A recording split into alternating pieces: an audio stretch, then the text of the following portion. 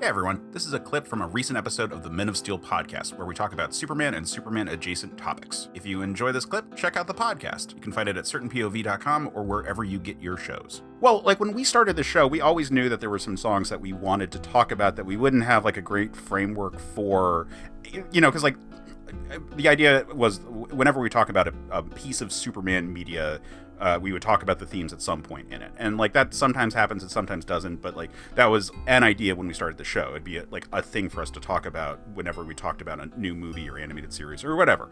But there's just pop culture tracks. Like, you know, when you mentioned it, it was like, yes, because like I've always wanted to talk about Kryptonite by Three Doors Down, which, you know, is a weird thing to say out loud.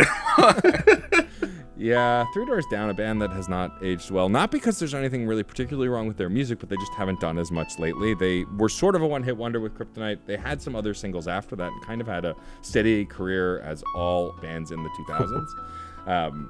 But yeah, Kryptonite is one of those songs that, like, if you are a fan of Superman, or even if you're not, if you have a pulse and listen to music at some point in the 2000s, you know this song. You know, it's just kind of was ubiquitous with Superman at the time, even though it has no official connection to Superman other than using proper nouns from the franchise. Yeah, it's funny because like that was my jumping on point for this conversation, because it was like, okay, that one stands out to me. The title is a specific reference to a thing from Superman. In it, they say, "Will you still call me Superman?" But there's not a lot in the actual like lyrics or the musical construction of the song. But then the music video has like a lot of like superhero iconography. I think either this came out at the same time that the movie Mystery Men came out, or I forget if the music video actually had tie-in stuff.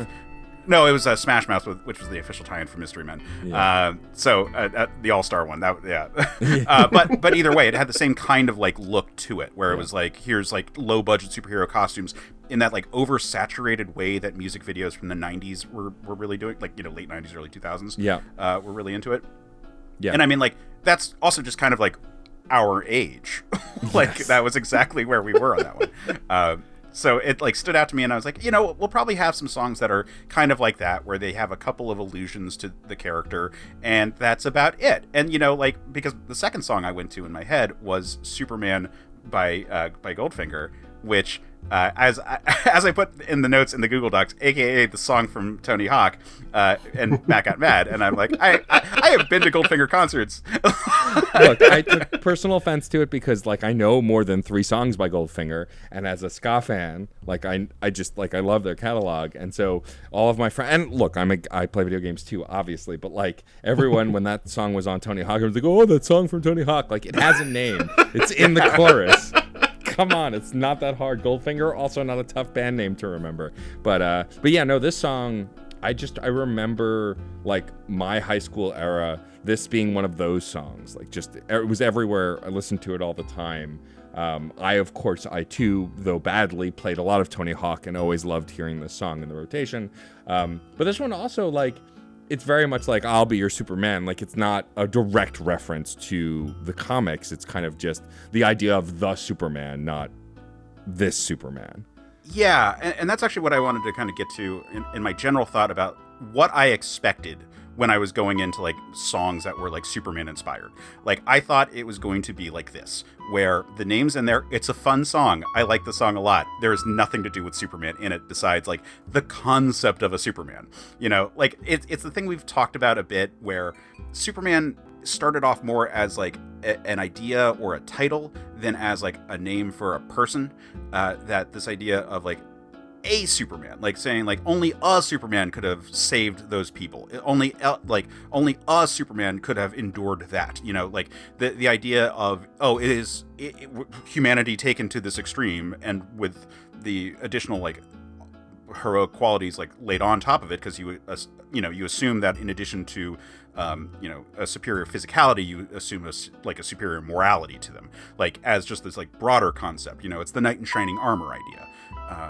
And I figured that a lot of songs were going to be like that, because like the next one that came to my mind was Superman by Eminem, which has nothing to do with Superman besides like being like, oh no, I can like I have the endurance of a Superman in a sack, which is, you know, not the idea.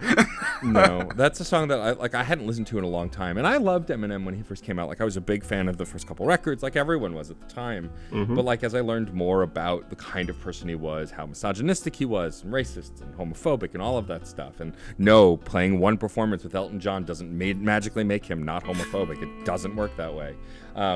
Like I re-listened to that song just now because I remembered the chorus. Like it's got that kind of rhythmic chorus that feels very sexual, and so like I remember that is burned in my brain. But like re-listening, it's just like it's the misogynistic almost like idea of a Superman. Only a man can please you, and I'm the best kind of man, kind of bravado, which has its place to a level. But like just knowing what I know about him as well and listening to it, like it's very much Superman equals super sexy, which as we've all talked about on the show at some point or another, like there are plenty of very sexy Supermen, but this is not what I'm thinking of when I think of that. Like this is just very much like I can please you, you know. He was newly single at the time and all of that stuff. Like it's kind of a gross song.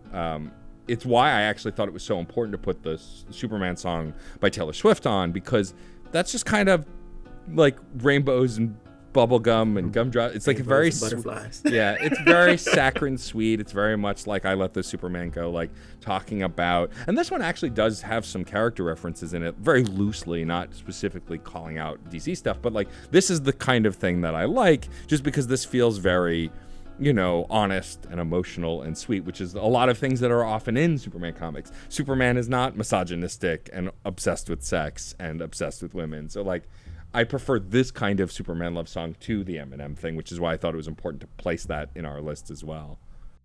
Remember, if you like the clip, after you're done liking and subscribing, check out certainpov.com, where you can find more episodes of the show, as well as a ton of other great shows.